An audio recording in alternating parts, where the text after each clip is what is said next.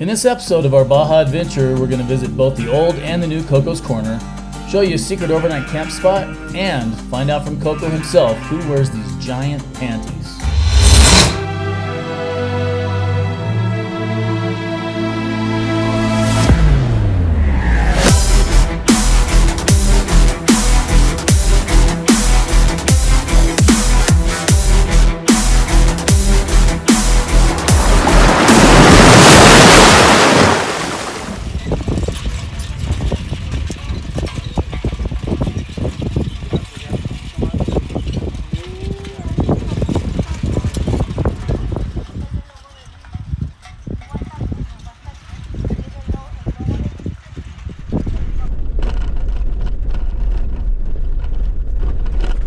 So baby, finally we're back to overlanding again. Yes. We just left Coco's Corner and we weren't planning on filming till we got to Piedra Negro, but I think we're going to do a little, try to do a little bit of filming going through this canyon, back to the one. We're taking kind of an old route and we're kind of doing it because I think this Coco's Corner's place is going to kind of disappear. He's moving his location that's been there for 31 years down to the main highway. So we wanted to take a look at Coco's Corner before he's gone. So, how does it feel to be back out on the road? I'm excited. I'm really excited. I was waiting for that moment, and I'm here, and we see what an adventure is going to take us this time. Yeah, we've had way too much pavement and done a lot of work. And Rosita, you ready to be back on the road? You ready? I think she's ready too, so off we go. We don't really have any maps that seem to be working very well. We're just following the Overlander track, which I guess is based on Apple Maps. It seems to be working.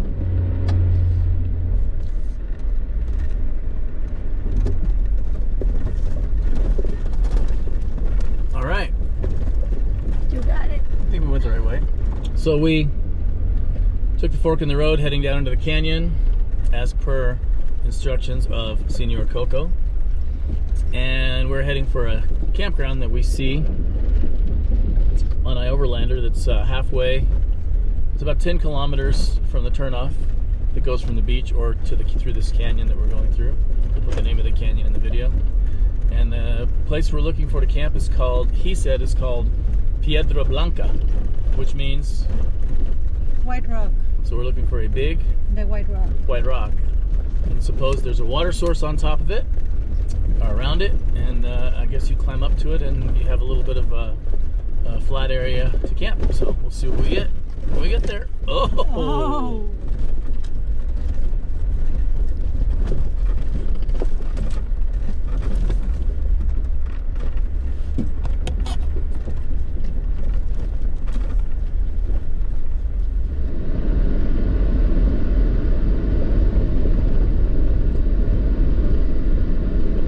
Haven't had to put it in four-wheel drive yet, so some of these places look like we're close to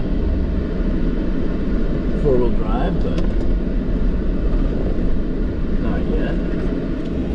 During this kind of driving, Rosita's just getting her legs. She's getting kind of figured out. You doing okay, baby girl? Absolutely incredible drive. We're heading into this canyon, and I think it's going to be a really nice night. They said, Coco said there's pumas and coyotes.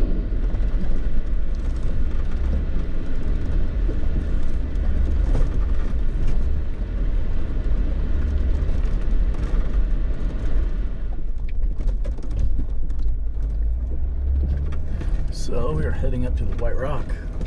We found the White Rock. Whether we camp here or not, we have not decided, but there's lots of fire rings, and this is obviously a very popular spot for camping. So. And basically we're gonna decide if we're gonna be camping This is here. a pretty nice spot for fucking camping, actually. Actually, I really like here. I would like to stay here. Look at the view, and it's pretty flat, and it's clean. It's a beautiful spot.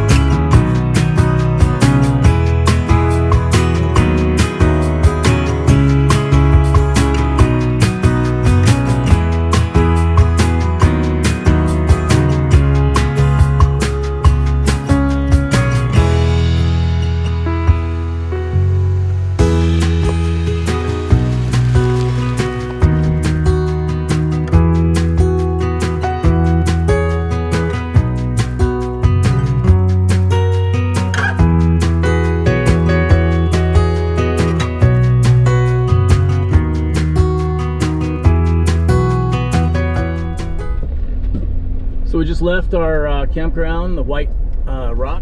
Piedra Blanca that Coco referred us to.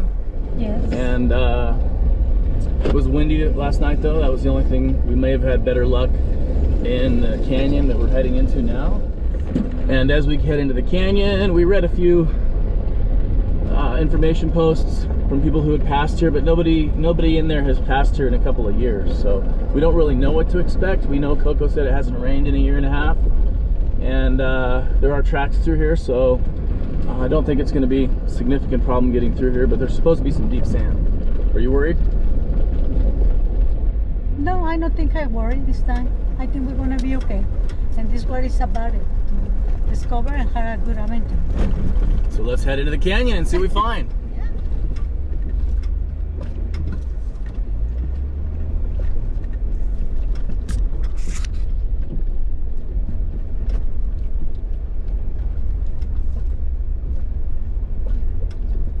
So one of the things Coco said is that some of the tracks are really deep, so you need bigger tires and a little bit of lift.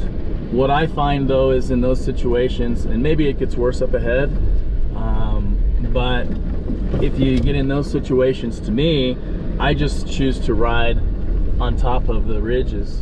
And what I find is, especially in the sand, is a lot of times if you stay up on those high points, then you get a smoother ride as well. Especially if you have your tires aired down. So right now we're hitting some pretty deep ruts, and I'm just riding on these ridges, even though I have plenty of clearance, and it's just a smoother ride. So I highly recommend you try that sometime. We've gone down roads at probably 30 miles an hour for 40 minutes in the Sonora Desert, just riding on the high points of those ruts. That's right. And it takes a little bit of driving. You know, you have to keep focused to keep the Jeep, keep the wheels on top of the ruts, but it's actually a really nice ride. And as we get through this canyon, you can see it turns tropical. We have all these natural water sources, and you start to see palm trees and a totally different climate here. Incredible. I don't know what these big bushes are. They look like giant porcupines planted on the ground. Pretty cool. So beautiful.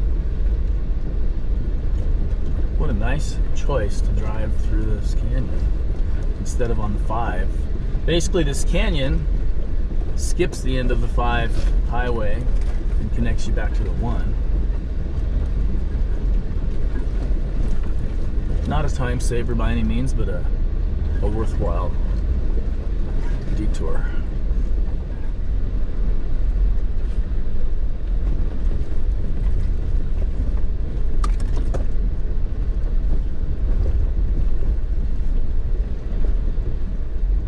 Palm trees.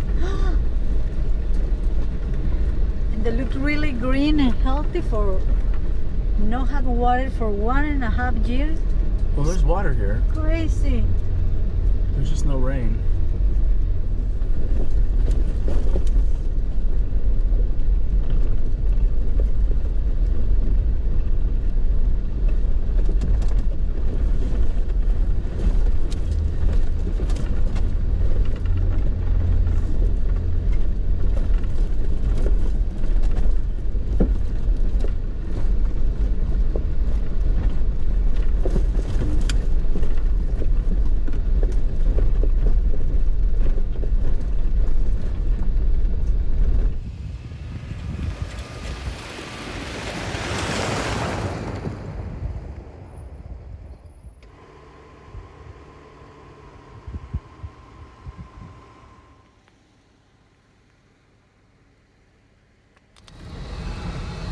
How you doing there? I'm doing good. Yeah, you did. First time I try in the desert. That's not the first time you Well, tried second the desert. time I was driving in a Sierra Gorda, Querétaro. Okay. Yeah, Second time. You drove when we had the best shot ever from the drone Yeah. on the cliff. We just let you drive the dangerous sections. Oh. Yeah. Are you having fun today? Yes.